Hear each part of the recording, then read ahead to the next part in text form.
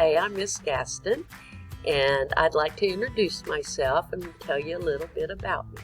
First of all, I'm a professional educator. I've been teaching for over 40 years, and I love children, and I love to watch how they learn and how they grow. I taught special education for 10 years, gifted education for 10 years, regular education for 16, and I was even a special educator here at NIDIG doing a science lab for 2 years before I went into teaching 5th grade science. When I retired in 2013, I went to work at McKinney Ruff's Nature Center as an outdoor educator, and I did that for a few years. And now I do my own summer camps, and I tutor, and I work for the ACE program. So you may still see me around. I've lived in Elgin for over 30 years.